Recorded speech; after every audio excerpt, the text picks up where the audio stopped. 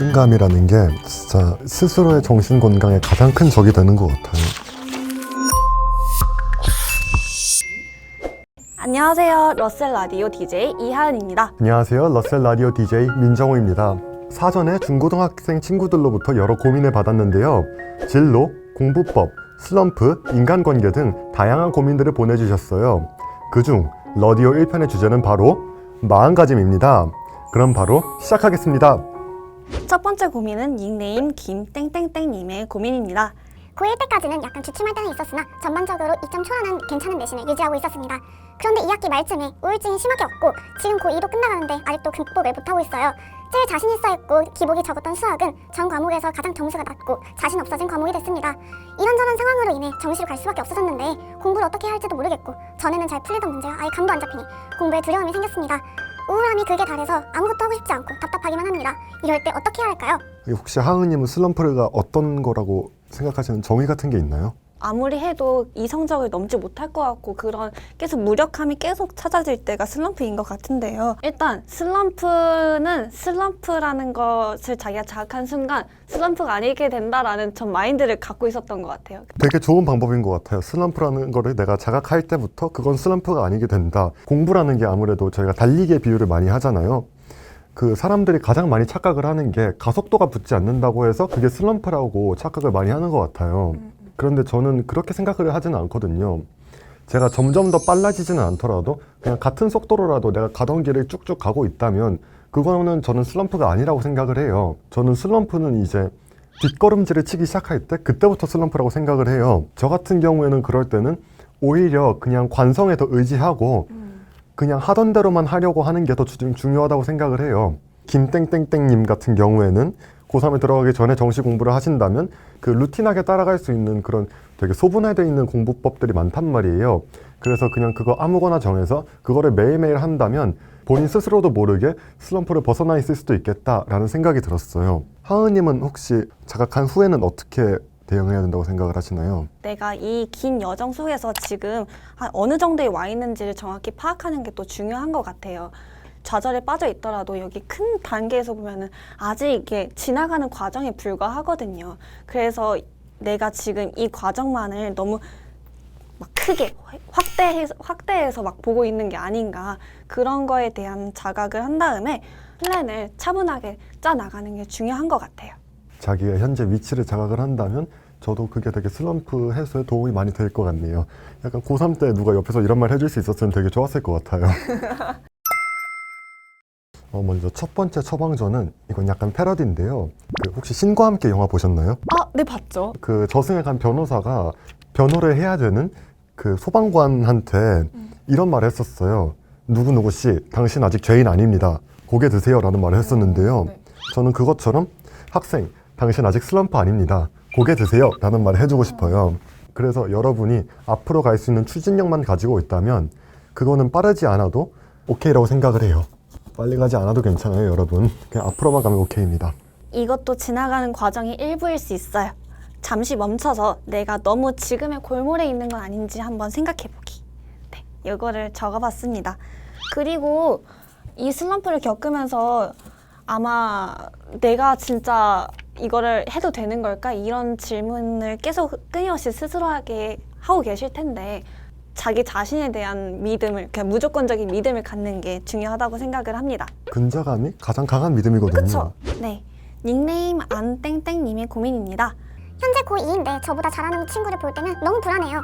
제 친구가 이번 9월 모의고사 올 1등급을 받았더라고요. 그 친구는 공부를 열심히 해서 좋은 대학에 갈 것 같은데 저는 아무리 열심히 해도 그 친구를 따라잡지 못할 것 같아서 초조합니다. 그뿐만 아니라 그 친구가 조금 믿기도 하고요. 정말 착한 애라서 그런 착한 애를 미워하는 제 자신이 싫어질 때도 있어요. 괜히 혼자서 열등감만 느끼는 것 같아서 슬퍼요. 친구랑 비교하는 습관을 어떻게 고쳐야 할까요? 열등감이라는 게 진짜 스스로의 정신 건강에 가장 큰 적이 되는 것 같아요. 하은님은 혹시 이런 경험 있으셨나요?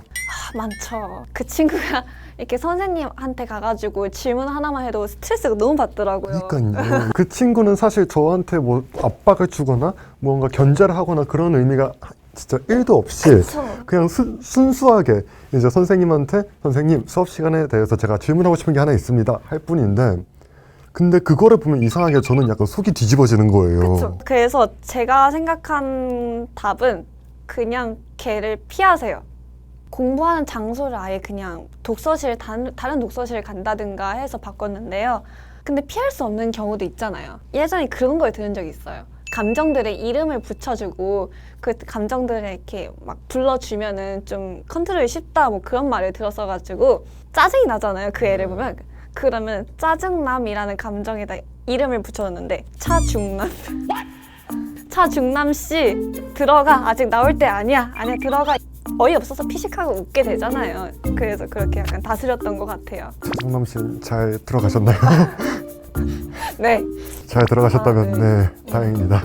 사실 저는 이 열등감에 대한 고민을 저도 굉장히 많이 했었어요. 저 같은 경우에는 1, 2학년 그리고 3학년 1학기까지도 수시에 되게 올인을 했었던 케이스란 말이에요. 그러다 보니까 아무래도 수시 같은 경우에는 등수 하나하나, 등급 하나하나에 대해서 굉장히 예민해질 수밖에 없잖아요.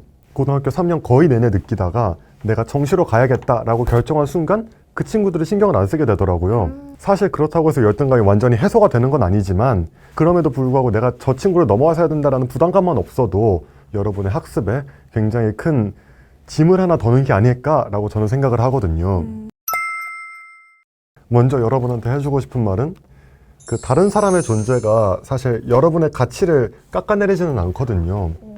이제 저 친구가 나보다 모든 면에서도 나은 친구니까 나는 경쟁력이 없을 것 같다라는 생각을 하시겠지만 그런데 그건 그런 사람이 있을 뿐이고 저 친구가 나보다 공부를 잘할 뿐이지 그냥 쟤는 공부를 잘하는구나, 공부를 잘하는 사람이 하나 있다 라고만 생각하고 넘어가시면 되는 거예요.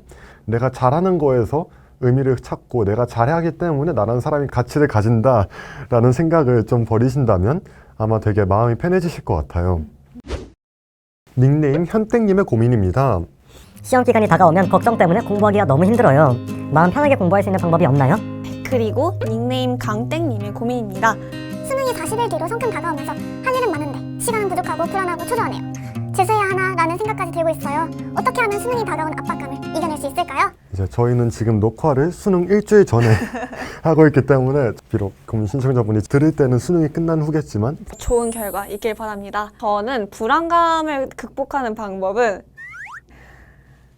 공부였습니다. 친구들이 쉬는 시간에 엄청 막 놀고 밥 먹을 때도 왁자지껄하게 먹고 막 그럴 때 저는 구석에서 혼자 책을 봤거든요. 그랬을 때 이 책이 저는 내 성공에 대한 증거물이라고 생각이 됐어요. 오히려 기분이 좋아지고 약간 불안감이 더 사그라들었거든요. 그래서 저는 불안감을 없애려면은 좀 너무 정석적인 방법이긴 하지만 공부를 해라 이렇게 말씀드리고 싶네요. 이게 근데 사실 맞는 이야기예요. 이제 정석적이라는 거는 검증됐다는 이야기잖아요. 네. 당연히 이게 맞는 이야기죠. 시험 압박감을 어떻게 극복을 해야 되나 라고 생각을 해봤을 때 저는 건강을 챙기는 게 제일 중요한 것 같아요. 기본적으로 건강한 몸에 건강한 마음이 깃든다고 하잖아요. 그렇죠. 그래서 건강 챙기고 뭐 몸에 좋은 거 먹고 밥 빼놓지 않고 맛있는 거 먹고 잠도 이제 밤 같은 거 새지 말고 잘 주무시고 그리고 뭐 간단한 산책이나 운동 같은 것도 꾸준히 하신다면 건강하다는 것 자체가 시험 부담감을 더는데 도움이 될 수 있을 것 같아요. 저도 건강 엄청 챙겼거든요. 막 스쿼트 하루에 550개 하고 550개를 어떻게 해요? 샐러드를 밥이랑 국 합친 것보다 더 많이 먹었거든요. 이렇게 밥 일정도 있으면 샐러드 이만큼 있고 막 그렇게 먹었거든요. 시험 보기 전에 긴장감을 푸는 본인만의 습관이 있었는지 이렇게 크게가 포인트인데 스트레칭을 좀 해주고 그리고 또 손발 안 차가워지게 이렇게 좀 이렇게 핫팩 같은 걸 챙겨간다거나 했었던 것 같아요. 손발 안 차가워지게 조심하는 거 이게 전 제일 중요한 것 같아요. 제 손발 온도를 그걸로 사용했거든요. 내 컨디션의 척도로 사용했기 때문에 저도 이제 뭐 핫팩 같은 거 아니더라도 주머니에 손 이렇게 넣고 공부하고 그런 것도 한번 충분히 고려해 보시면 될 것 같아요.